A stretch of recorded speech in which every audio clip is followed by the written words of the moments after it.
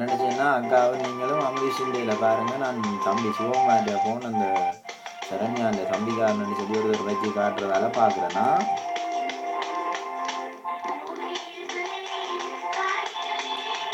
நீங்கள் அவர் அம்பரீஷ் எனக்கு அடிக்கிறார். நீங்கள் நான் கட் பண்ணி விட்டுட்டேன். நீங்கள் அவருக்கு அடிங்க, அம்பரீஷுக்கு அடிங்க கேட்டானா. ஓகே ஓகே ஓகே மெசேஜ் தான்.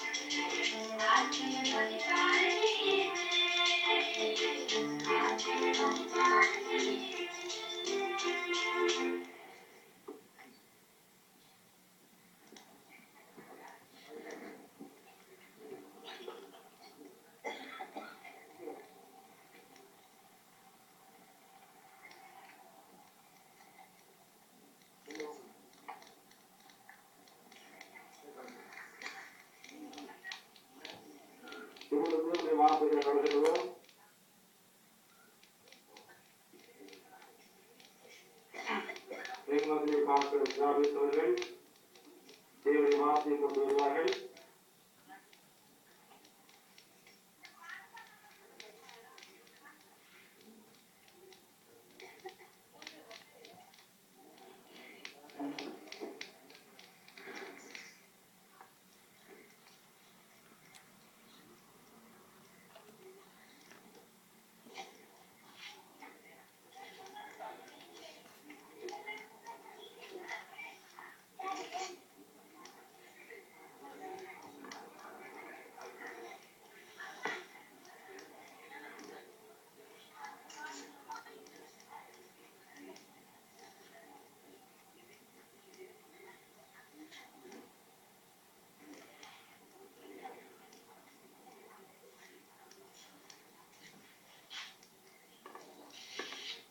ஆண்டவராகிய இயேசு கிறிஸ்துவின் நாமத்தினாலே இங்கே வந்திருக்கிற உங்கள் அனைவரையும், அழைக்கப்பட்டிருக்கிற உங்கள் அனைவரையும் அன்போடு கூட வாழ்த்து வரவேற்கிறேன்.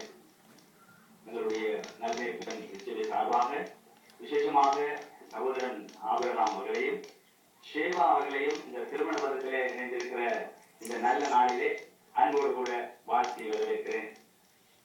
கர்த்தர் நல்லவர். இன்றைய நாள் உண்மையிலேயே ஒரு உன்னதமான நாள் என்று சொல்லலாம். ஆண்டவருடைய திட்டம், மனிதனை குறித்து ஆண்டவருடைய திட்டம் நிறைவேறுகிற ஒரு நாளாக இருக்கிறது.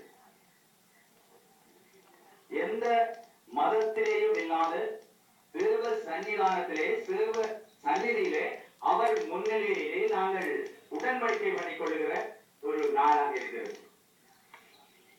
ஒரு மதத்திலே எடுத்து பார்த்தால், முஸ்லிம் மதத்திலே அவர்கள் 1, 2 அல்ல 4 திருமணம் செய்வார்கள். நினைத்த போதெல்லாம் அவர்கள் அந்த மனைவியை விட்டு செல்லலாம். 3 வார்த்தை சொல்வார்களாம். தலாக் தலாக் தலாக் இதோடு போய்விடுவார்கள். உங்களுடைய அப்பாவின் பேர் என்ன என்று கேட்டால் அழகு நாடுகளில் அவர்கள் கேட்கிற காரியம் எந்த அப்பா. ஏனென்றால் அவர்களுக்கு எந்த அப்பான்னு சொல்ல தெரியாது. அத்தனை மூத்த அப்பாவா அல்லது 2வது அப்பாவா 3வது அப்பாவா என்று சொல்லி இருக்கும். ஆனால் எங்களுடைய கிறிஸ்தவ கல்யாணங்களிலே அவ்விதமாக அல்லாமல் தேவனுக்கு முன்பதாக நாங்கள் என்ன செய்கின்றோம்? உடன்படிக்கை பண்ணி இந்த திருமண பந்தத்திலே இணைகின்றோம். கர்த்தர் எங்களுடைய வாழ்க்கையை ஆசீர்வதிக்கிறவராயிருக்கிறார். வேதாகமத்திலிருந்து நான் கிறிஸ்தவர்கள் என்றபடினாலே வேதாகமத்திலிருந்து சில காரியங்களை பார்த்து தம்பதிகளுக்கான சில ஆலோசனைகளை சொன்னால் இந்த மத்தியான வேளையிலே அது நன்றாக இருக்கும் என்று நம்புகிறேன். எனவே வேதத்திலிருந்து ஒரு வார்த்தை நாங்கள் வாசிக்க கேட்போம். ஆதியாகமம் புத்தகம் 2வது அதிகாரம் 24வது வாக்கியம்.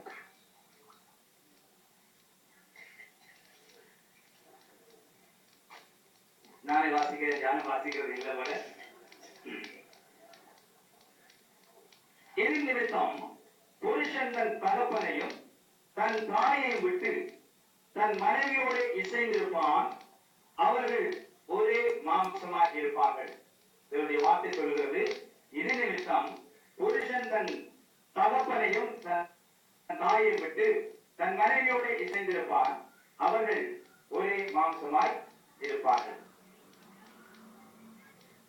இதுவரை காலமும் சகோதரன் ஆபிரகாமும், ஆபிரகாம் பேர், சகோதரி சேவாவும், சேவா என்று சொல்லும் பொழுது எனக்கு சேவாவின் ராஜஸ்திரி சாலமோனுடைய ஞானத்தை பார்க்க வந்தாள் என்று வேதம் சொல்கிறது. அந்த சேவா எத்தியோப்பியாவிலிருந்து ஒரு கருப்பினத்து சேவா. ஆனால் இந்த சேவா வெள்ளியாக இருக்கிறபடியால் இது எந்த நாட்டிலிருந்து வந்தான்னு தெரியவில்லை. சரி, பரவாயில்லை. 2 மார்க்கத்திலே வளர்க்கப்பட்டவர்கள், 2 கலாச்சாரங்களிலே வளர்க்கப்பட்டவர்கள் இன்றைக்கு ஒன்றாக இணைக்கப்பட்டிருப்பது தேவனுடைய திட்டமாக, தேவனுடைய செயலாக இருக்கிறது. இங்கே கூடி வந்திருக்கிற உங்களுக்கு நாங்கள் சொல்ல போற இந்த தேவ செய்தி, நாங்கள் பிரசங்கிக்கிற இந்த வார்த்தைகள் இவர்களுக்கு மாத்திரமல்ல, திருமண பந்தத்திலே இணைய போகிறவர்களுக்கும், இணைந்திருக்கிறவர்களுக்கும், இணைந்து சுமைகளை சுமந்து கொண்டிருக்கிறவர்களுக்கும் ஏற்றதாக அமைய வேண்டும். அருமையானவர்களே, கர்த்தருடைய திட்டம் இன்றைய நாளிலே நிறைவேற இருக்கிறது என்பதை நான் மனசார உண்மையாகவே நம்புகிறேன். ஏனென்றால் இவ்வளவு நாட்கள் ஒன்றியாக இருந்தவர், தனிமனிதனாக இருந்தவர், இன்றைக்கு ஒரு பலம் செய்திருக்கிறார். மனிதன் தனிமையாக இருப்பது நல்லதல்ல என்று சொல்லி அவனுக்கு ஏற்ற துணையை ஆண்டவர் உண்டு பண்ணினார். ஒன்றியா இருந்தால் சாலமோன் சொல்கிறார், ஒருவன் 1000 பேரை திருத்தினால் 2 பேர் 10,000 பேரை திருத்த முடியும். 2 பேருக்குரிய சக்தி இங்கே சொல்லப்படுகிறது. இரண்டு பேருக்குரிய பலம் இங்கே சொல்லப்படுகிறது. முப்புரி நூல் சீக்கிரமாய் அதாவது என்று வேதம் சொல்லுகிறது.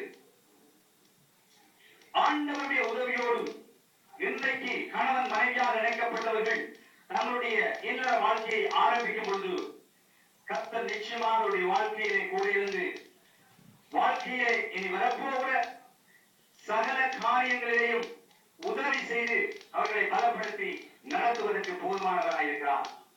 ஒரு நாள் கடவுள் கழுதையை பிடித்து கழுதையிடம் சொன்னார், நீ மனிதனுக்கு சுமை சுமக்க வேண்டும், மனிதனுக்கு பொதிகளை சுமக்க வேண்டும், உனக்கு 50 வருடங்கள் ஆயுஷ் தருகிறேன் என்று சொன்னபொழுது கழுதை சொன்னதாம், எனக்கு 50 வருஷம் கூடி போச்சு, 20 வருஷம் எனக்கு தாங்க. நாயை பிடித்து சொன்ன நாயை கூப்பிட்டு சொன்னார், நீ மனுஷனை காவல் காக்க வேண்டும், நீ மனுஷனுக்கு நன்றியுள்ளவனாக இருக்க வேண்டும், உன்னுடைய ஆயுள் காலம் 30 வருஷம். நாய் பார்த்ததாம் 30 வருஷம் கூடி இருக்குது, மனுஷனை காவல் காக்கிறதுக்கு 30 வருஷம் கூடிட்டுன்னு சொல்லி 15 வருஷத்தை கேட்கலாம். குழந்தை கூப்பிட்டு சொன்னார், நீ மனுஷனுக்கு சந்தோஷப்படுத்தவன், இங்கிருந்து அங்க பாய வேண்டும், அங்கிருந்து இங்க பாய வேண்டும், மனுஷனை சந்தோஷப்படுத்துகிறவனா இருக்க வேண்டும், உனக்கு 20 வருஷம் ஆயுள் தருகிறேன் என்று சொன்னார். குழந்தை சொல்லிட்டான், 20 வருஷம் எனக்கு கூடி போயிட்டு, எனக்கு 10 வருஷம் தந்தா போதும். மனுஷனை கூப்பிட்டு சொன்னார், மனிதா மனிதா, நீ ஆணை உள்ள மனிதன், நீ சகலத்தையும் ஆள பிறந்திருக்கிறாய், சகலத்தையும் நீ ஆள வேண்டியவன், உனக்கு 20 வருஷம் தருகிறேன். 20 வருஷம் மனுஷனுக்கு சரியான கவலையா இருக்கு. என்னையா 20 வருஷம் சரியா குறைஞ்சிட்டீங்களே சொல்லி மனுஷன் கேட்டான், அந்த கழுதைக்கு கொடுக்காத அந்த 30 வருஷத்தை வேணும் தந்துருங்க, அந்த நாய்க்கு இருக்கிற அந்த 15 வருஷத்தை வேணும் தந்துருங்க, அந்த குழந்தைக்கு இருக்கிற 10 வருஷத்தை சேர்த்து என்னோட கடவுளே என்னுடைய ஆயுளை கூட்டிடுங்க சொன்ன பொழுது கடவுள் சொன்னா அப்படியே ஆகட்டும். மனுஷன் மனுஷன் மனுஷனாக இருப்பது மகிழ்ச்சியாக இருப்பது 20 வருஷம் தான். அதற்கு பிறகு அந்த 30 வருஷமும் யாருக்கு சொந்தமானது? கழுதைக்கு சொந்தமானது. குடும்ப பாரம் அவனை வந்து சேருகிறது, குடும்ப பிள்ளைகளை வளர்க்கின்ற பொறுப்பு வருகிறது, எல்லாவற்றையும் தலையிலே சுமந்து கொண்டு என்ன செய்வான்? 30 வருஷம் இருப்பான். கடவுளே, இன்னைக்கு எனக்கு 38 வயசு ஆகுது. பாருங்க, நான் இப்ப சுமார் 3 பிள்ளைகள், மிகவும் ஒரு பயங்கரமான சுமை. கழுதை ஏன் அந்த கழுதையினுடைய காலத்தை கேட்கவான் அந்த மனுஷன் அவனை கண்டால் இப்ப என்ன செய்ய வேணும் போல இருக்கு. அதுக்கு பிறகு பாருங்க, 30 வருஷம் வேதனைப்படுகிறான், சுமை சுமக்கிறான், குடும்பத்தை சுமக்கிறான், தன்னுடைய சகோதர சகோதரிகளுடைய பொறுப்பு அவரிடத்தில் இருக்கிறது. அதற்கு பின்பதாக அவன் யாருடைய பெற்றுப்பட்டான்? நாயினுடைய 15 வருஷம். 50 வயசுக்கு பிறகு காவல் காக்கும்படி வெளியில வைத்துவாங்க. மாப்பு கொஞ்சம் வெளியில இருங்க ஐயா, பிள்ளைகள் எல்லாம் உள்ளுக்கு படுத்திருக்காங்க, அதுக்கு ஒரு ரூமில் இருக்க நீங்க எல்லாம் என்ன செய்யணும்? வெளியில போய் காவல் காக்கிற பொறுப்பு 15 வருஷம்.